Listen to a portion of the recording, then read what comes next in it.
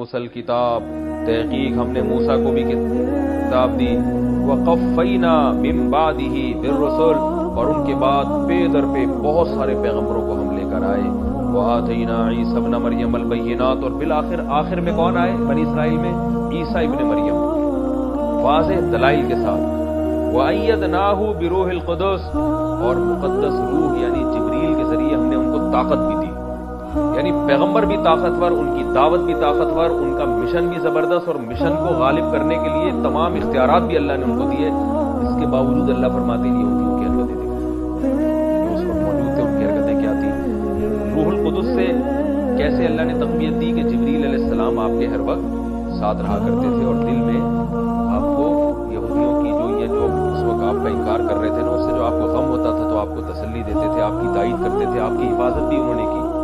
جب یہودیوں نے اپنے خیال کے مطابق آپ کو سولی پہ لٹکایا تو حضرت جبریل فرشتوں کے ساتھ آپ کو اوپر لے گئے۔ تو اس سے یہ بھی پتہ چلتا ہے کہ اللہ تعالیٰ فرشتوں کے ذریعے بھی انسان کو قوت دیتے ہیں، اور علماء نے اس سے استدلال کیا ہے، اور قرآن و سنت سے یہ بھی پتہ چلتا ہے کہ بعض دفعہ اچھی بات انسان کرتا ہے تو حضرت جبریل کی طرف سے دل میں الہام بھی ہوتا ہے۔ بعض باتیں علماء کی ہوتی ہیں نا، کہتے ہیں یار یہ تو ایسی باتیں کر رہے ہیں کہ جس طرف عام آدمی کا دماغ نہیں جاتا، یہ تو وہبی ہے، اللہ کی طرف سے ہبہ ہے، یہ تو الہامی ہے۔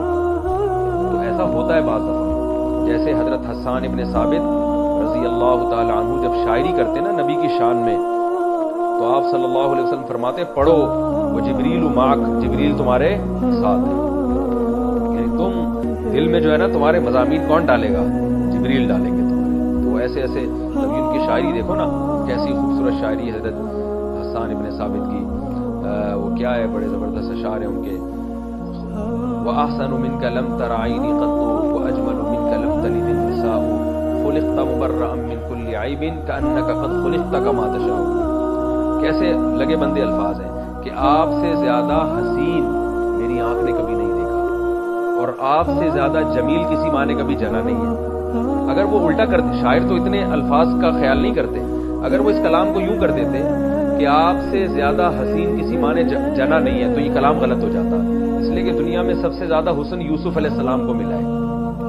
تو سوال پیدا ہوتا ہے، کیونکہ حدیث میں آتا ہے کہ اکیلا آدھا حسن اللہ نے یوسف علیہ السلام کو دیا، تو پتہ چلا حسن میں یوسف علیہ السلام جب آدھا اکیلا لے گئے تو باقی تو اللہ نے سب مخلوق میں تقسیم کیا، جس میں ہمارے نبی صلی اللہ علیہ وسلم بھی ہے۔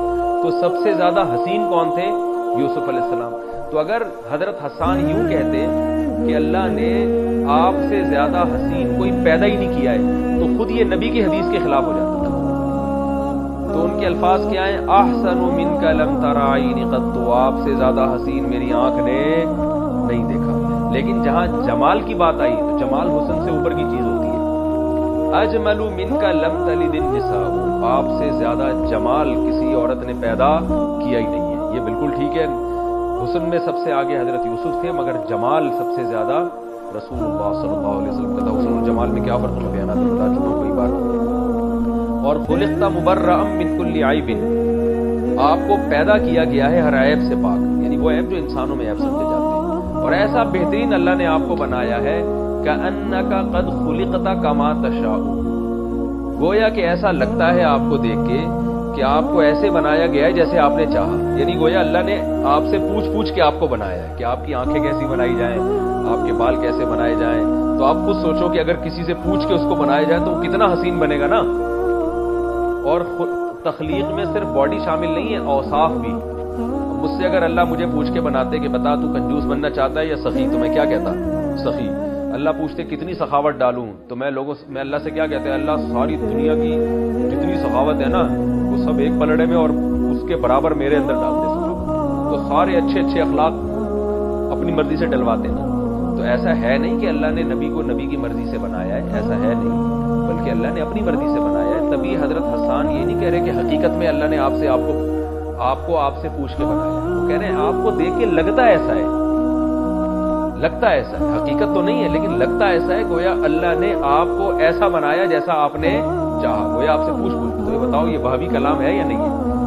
یعنی انسانی دماغ ایسے خوبصورت شاعری کی طرف اور الفاظ بھی کتنے آسان ہیں اس میں۔ تو علماء کے بیانات میں بعض دفعہ ایسی پوائنٹ کی باتیں آ جاتی ہیں کہ انسانی عقل حیران ہو جاتی ہے۔ تو وَأَيَّدْنَاهُ بِرُوحِ الْقُدُسِ، ہم نے عیسیٰ کو روح قدس یعنی جبریل کے ذریعے طاقت بھی بخشی۔ لیکن اللہ فرماتے ہیں، یہودیوں سے خطاب کرتے ہیں، آفا کلما، تو کیا جب بھی جاءکم رسول، کوئی رسول تمہارے پاس آئے گا، بیما ان تعلیمات کے ساتھ، لا تہوا انفسکم، جو تمہارے نفس کی خواہش نہیں ہوگی، استکبرتم، تو کیا تم تکبر شروع کر دو گے، ففریقاً کذبتم، ایک فریق کا تم نے انکار کر دیا، وفریقاً تقتلون، اور ایک پیغمبروں کی ایک جماعت کو تم نے قتل کر دیا۔